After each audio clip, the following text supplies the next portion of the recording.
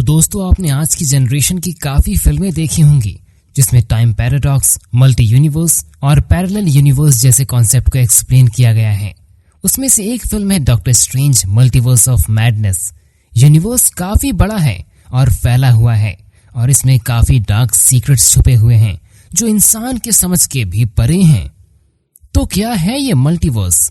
हमारा यूनिवर्स केवल एक विकल्प भर है, लेकिन ऐसा भी तो हो सकता है कि दूसरे यूनिवर्स भी हों और उसमें कुछ अलग तरीके के यूनिवर्सल रूल्स हों, जैसे इलेक्ट्रॉन से न्यूट्रॉन प्रोटॉन की तरह भारी हों और तरह के अलग अलग नियम वाले कई यूनिवर्स हो सकते हैं। इसको ही हम मल्टी यूनिवर्स का कॉन्सेप्ट कहते हैं, जिसके प्रूफ के लिए साइंटिस्ट अपनी एड़ी चोटी लगा रहे हैं। अब मल्टीवर्स तो आप समझ गए, पर क्या आपको पता है टाइम पैराडॉक्स क्या है? टाइम पैराडॉक्स टाइमलाइन के साथ छेड़छाड़ करना और टाइम ट्रेवल करना, ये सब पहले मूवी में ही सुनकर अच्छा लगता था, पर अगर मैं बताऊं कि ये सच में पॉसिबल है तो आप कैसा रिएक्ट करेंगे? जी हाँ, नासा के अनुसार टाइम ट्रेवल भी पॉसिबल है, पर उस तरह नहीं जैसा हम सोचते हैं।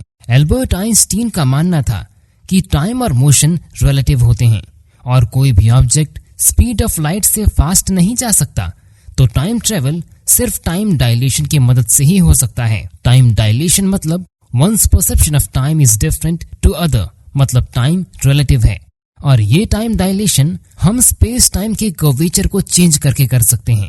डॉक्टर एलेंसो सेर्राने, जो कि एक महान फिजिसिस्ट हैं, उनके अनुसार वर्म होल्स और warp drives are tools that are used to create this curvature, और इससे ही हम टाइम ट्रेवल कर सकते हैं।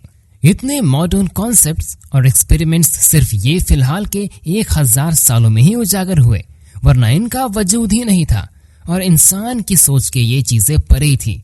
पर अब कुछ भी मुमकिन है। अब इन सब कॉन्सेप्ट्स पर एक्सपेरिमेंट्स हो रहे हैं और मे बी एक समय ऐसा आएगा कि ये सब का अनएक्सप्लेन्ड प्रूफ हमारे हाथों में होगा। पर अगर मैं ये बताऊं कि जो कॉन्सेप्ट्स अभी 100 साल पहले ही आए हैं, जिन पे अभी एक्सपेरिमेंट्स हो रहे हैं, उसका जिक्र हमारे हिंदू पौराणिक वेद ग्रंथों जैसे कि भगवत गीता में मौजूद है, जिसमें ये सारे कॉन्सेप्ट्स का जिक्र 1000 साल पहले ही किया गया है। हिंदू ब्रह्मांड विज्ञान में कहा जाता है कि ब्रह्मांड चक्रीय रूप से निर्मित और नष्ट होता है। वेदों और पुराणों सहित हिंदू साहित्य के ग्रंथ में ये विश्वास गहराई से निहित है कि समय को 4 युगों में डिवाइड किया गया है, जिसमें से हम अंतिम युग में हैं। लगभग 4,32,000 वर्षों में ये माना जाता है कि अवतार कल्कि विष्णु का अंतिम अवतार विश्व घटनाओं का अंतिम समय लाएगा। हिंदू ब्रह्मांड विज्ञान इवोल्यूशन, एस्ट्रोनॉमी और एस्ट्रोलॉजी जैसे एस्पेक्ट्स को डिस्क्राइब करता है। कुछ लोगों द्वारा हिंदू समय रेखा को आधुनिक वैज्ञानिक समय रेखाओं के सबसे करीब माना जाता है। ये सुझाव देता है कि बिग बैंग हर चीज की शुरुआत नहीं है, बल्कि ये एक वर्तमान चक्र की शुरुआत है, जिसके पहले अनंत संख्या में ब्रह्मांड होंगे और इसके बाद आने वाले हैं। ब्रह्मांड सीमित नहीं बल्कि इनफाइनाइट है। हिंदू ग्रंथ में पूरी दुनिया 14 लोकों में बनी है जो मल्टीवर्स को बनाते हैं। सिंपल फॉर्म में लोक डिवाइडेड है 7 अपर वर्ल्ड व्यर्थिस और 7 लोअर वर्ल्ड्स पाताल लोक। ये प्रूफ है कि उन्हें मल्टीवर्स के बारे में पता था। हिंदू फिलॉसफी का स्कूल जैसे कि अद्वैता वेदांत प्रपोज करता है existence of infinite numbers of universe और reality each with different characteristics और लॉस ऑफ फिजिक्स।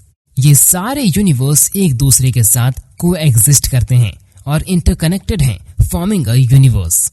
माना जाता है कि विविध ब्रह्मांडों में विविध ब्रह्मांड ब्रह्मा की विभिन्न अभिव्यक्तियों का परिणाम है। मल्टीवर्स के एग्जिस्टेंस के बारे में उपनिषद और भगवत गीता के बहुत सारे श्लोकों में लिखा गया है। उनमें से कुछ श्लोक हैं जो कि भगवत पुराण, योग वशिष्ठ और गर्ग संहिता में मौजूद हैं। श्रीमद् भगवत गीता 6:16-37 शित्यादिभिरेश किलावृत सप्ताभिर्दशा गुणोत्तरैर अंधकोश यत्र पततुणकल्प सहंड कोटि कोटिभिस्तत् अनंत। इसका अर्थ ये है कि सारे यूनिवर्स 7 लेयर्स में बटे हुए हैं। Earth, water, air, sky, total energy, false ego और सब अपने पिछले वाले से 10 गुना ज्यादा हैं। ग्रेट। भले ही यूनिवर्स इतना अनलिमिटेडली लार्ज है, बट वो हमारे अंदर एक एटम की तरह मूव करता है, इसलिए यू आर कॉल्ड अनलिमिटेड, अनंत। श्रीमद् भगवतम 3:11-41 दशोतरधिकैर यत्र प्रविष्ट परमाणुवतः लक्षितेऽन्तर्गस्यातने कोटिशो ही अंदर रसेहा लेयर और एलिमेंट जो कि कवर कर रहा है यूनिवर्स को, वो 10 टाइम्स थिकर है पिछले वाले से। एंड ये सारे यूनिवर्स क्लस्टर होकर एक एटम के कॉम्बिनेशन की तरह दिखते हैं। कुछ गर्ग संहिता के श्लोक। गर्ग संहिता 1:28 ब्रह्मांडम एकम जानन्ति यत्र जातास्तथा जनाः मशका च यथान्तस्थः औदुम्बर फलेषु वै। इसका अर्थ है कि आप सिर्फ एक यूनिवर्स के बारे में जानते हैं।